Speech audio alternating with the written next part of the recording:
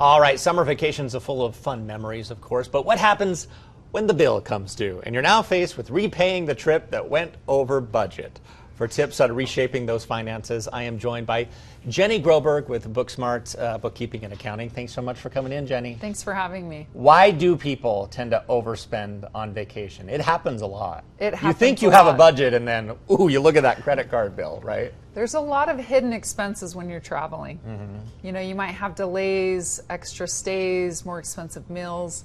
We went on a trip once and we rented a boat, and at the end of the trip, the captain said, "You owe us $5,000 in a tip." Oh my God. And I wasn't expecting that. I didn't know Right? the fine. My husband did the contract, but there was a fine print of a $5,000 tip at the end.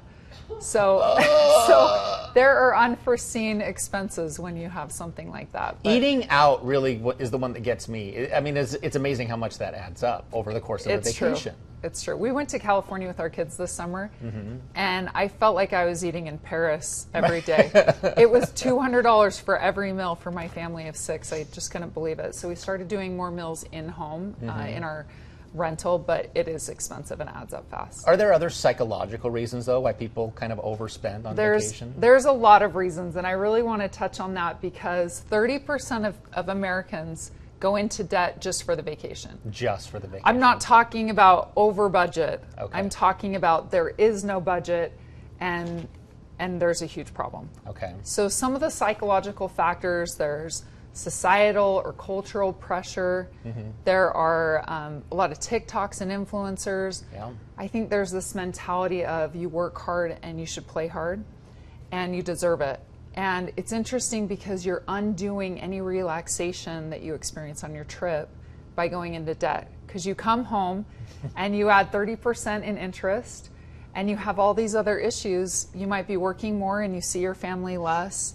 And just that financial stress causes way more problems. So I think it's really important to address the psychological factors to reset how we're spending. And I've also been on a trip and thought to myself, well, I'm here. I'm never going to get back here again. I might as well do it. Totally. And Let's do the excursion. Yes. Let's go all in. So there are definitely some problems when you do that. And the biggest problem is facing reality when you get home. Okay, resetting your finances. Let's go into that more in depth. Okay, so how do you reset? Well, to reset, you really have to have a reality check. Okay. What is your financial picture?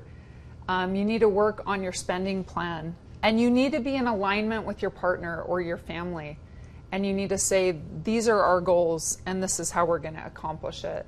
You have to prioritize your short-term goals and build better habits. And you have about 3 months before the holidays hit. And so I thought it was interesting that 3 out of 5 households said that that summer's their most expensive time of year. Yeah. Because people are going real overboard in the summer then. I do like what you said. You have to be on the same page as the other family members, your partner or whatever, because you have differences. Sometimes, well, this is what I like to spend money on, or this is what I like to spend money on. And so maybe they're not in alignment of when it comes to resetting, when you kind of have to tighten the belt, right? It's true. We were in residency and we had a neighbor selling a truck. And they were selling it for $5,000. And my husband was like, we have to buy this truck.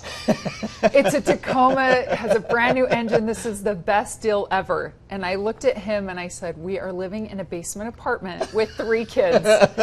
We are not buying a truck. I don't even have a house. And that was a real sore spot for a few years. He felt so gypped that he did not get this truck.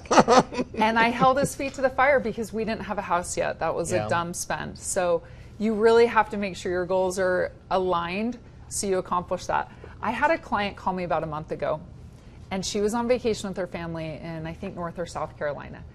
And the family, you know, they're with their parents, they're doing all these fun things.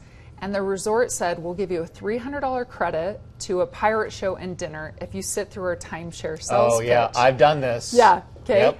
So she sits through the pitch and she calls me and she says, what do you think? Should we do it? You know, we can have all these amazing memories with my kids. I've loved my parents' timeshare. I'm like, great, keep using your parents' timeshare.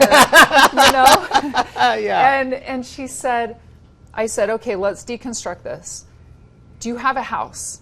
And she had sold her home and was living with her parents until they found a new house. Okay. She said no. Okay. And I said, do you know what your new house is going to cost or your budget? And she said no. And I said, have you funded your retirement? The answer was no. Okay. I said, how about your kid's savings account? No. And she's like, okay, I'm going to tell them no. That's all you need to know. And it ended up, it would have been a $1,200 payment per month for them to be able to tell her when she could vacation. Okay. Jenny, thanks so much for coming in. It is a reality check when you come back Yeah. from vacation. Try as hard as you can when you're on that trip to be as frugal as possible. Yeah, and save ahead of time. Excellent. Jenny, thank you so much. Thanks.